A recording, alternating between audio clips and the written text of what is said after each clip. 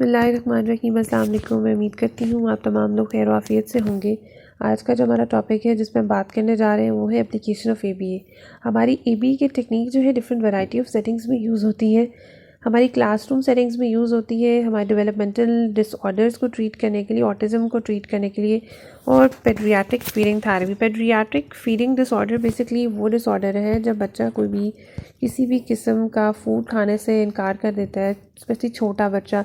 मुझे सॉलिड नहीं खाना, मुझे लिक्विड नहीं खाना, मुझे ये खाना नहीं खाना। इससे ये होता है कि बच्चा नेचुरली ग्रो नहीं करता और बच्चा डेवलपमेंटल डिले का शिकार होता है। लेकिन मैं बात करूँ नर्वस सिस्टम डिसऑर्डर की, जहाँ पर सीपी है, तो इस तरह के बच्चे बहुत प्रीमेच्योर होते हैं और उनका एक तरह से लो बर्थ वेट है। तो यहाँ पर एबीए एनालिसिस जो है काम कर सकती है उन बच्चों को ट्रीट करने में। बात कर लेते हैं टोकन इकॉनमी सिस्टम पे। जो टोकन इकॉनमी सिस्टम है एक इफ़ेक्टिव तरीका है कि हमारा बच्चा रूल्स एंड रेगुलेशन को फॉलो करे। जो हमारी स्टिकर चार्ट है वो प्री स्कूल बच्चों के साथ यूज़ कर सकते हैं, हम इवन कि ओल्डर चिल्ड्रंस के साथ भी यूज़ कर सकते हैं। चाहे तो आपने बच्चे के से कोई घर का काम कराना हो या कोई भी डायरेक्शंस फॉलो करानी हो, तो इवन कि जब वो एंग्री हो तो ये रिवॉर्ड सिस्टम हम यूज़ कर सकते हैं।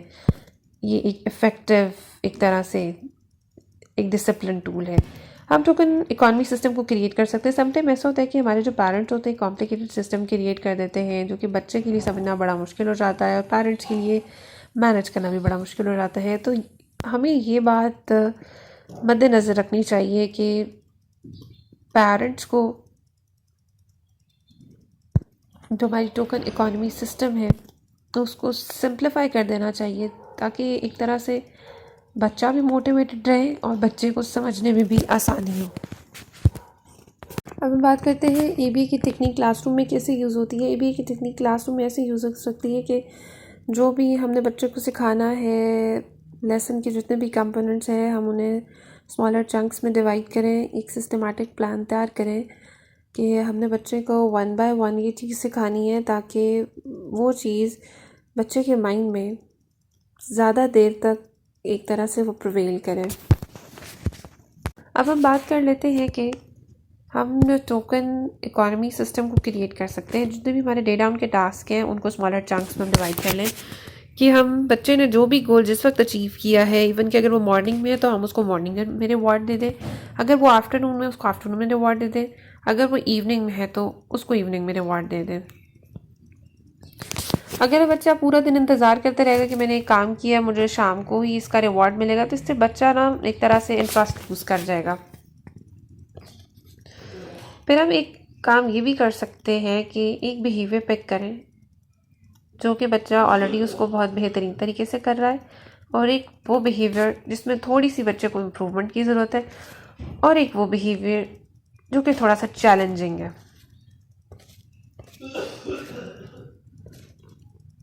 और एक तरीका हम ये भी यूज़ कर सकते हैं कि हम उस डिज़ायर बिहेवियर जो भी है हम उसको पॉजिटिव वे में लेके चलें।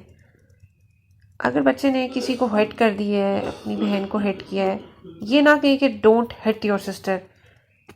गोल इस तरह क्रिएट करें कि keep your hand to yourself बेटा।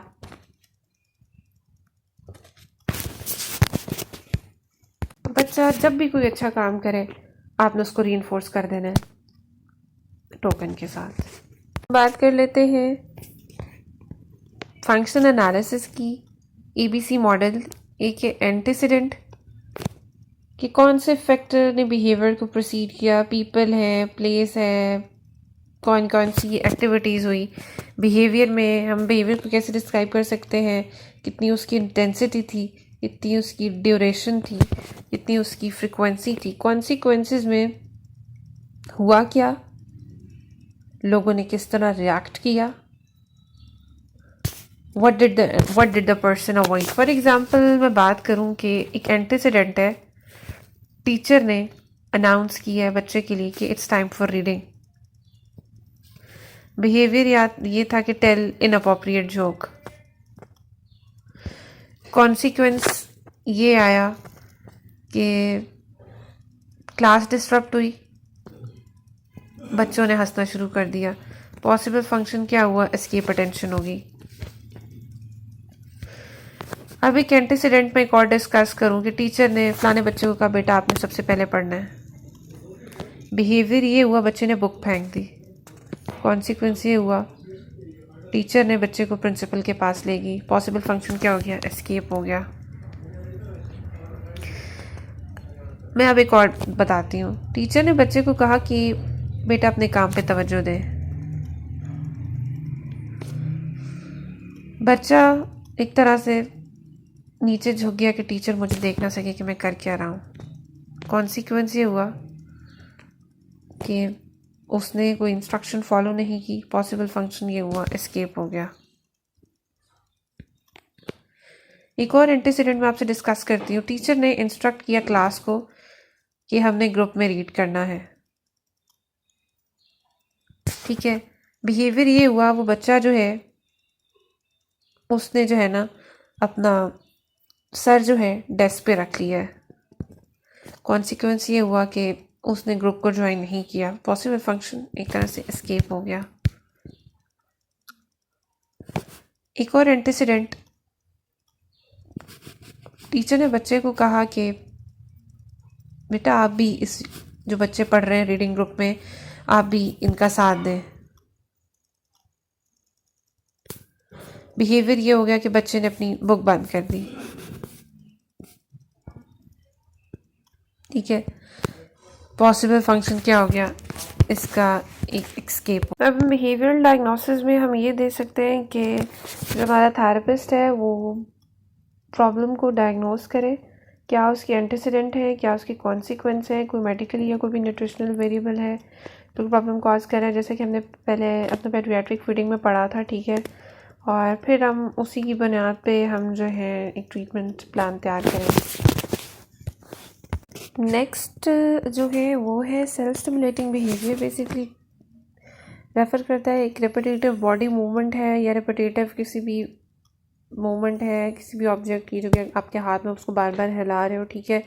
ये बिहेवियर बेसिकली कॉमनली उन इंडिविजुअल्स में होता है जिनमें किसी भी तरह की डेवलपमेंटल डिसेबिलिटी होती है, उन बच्चों में और उन अडल्ट्स में होता है जो कि ऑटिज़म से सफ़र कर रहे होते हैं। फॉर एग्ज़ाम्पल जैसे कि अपनी फिंगर को ड्रम करना, बार बार पेंसिल टैप कर रहे हैं, फिंगर नेल्स को बाइट कर रहे हैं और विस्लिंग कर रहे हैं। अब हम बात कर लेते हैं कि जो भी बिहेवियर हो रहा है उसके मेन कॉन्सिक्वेंसेस क्या है। एक बच्चा करता है अटेंशन सीकिंग के लिए। फॉर एग्ज़ाम्पल जब मैं काम करती होती थी सीडीसी में तो वहाँ पर एक बच्चा था, जब भी मैं उसको कमांड देती होती थी ना वो अटेंशन सीकिंग के लिए मुझ पर स्पेक्ट करता होता था।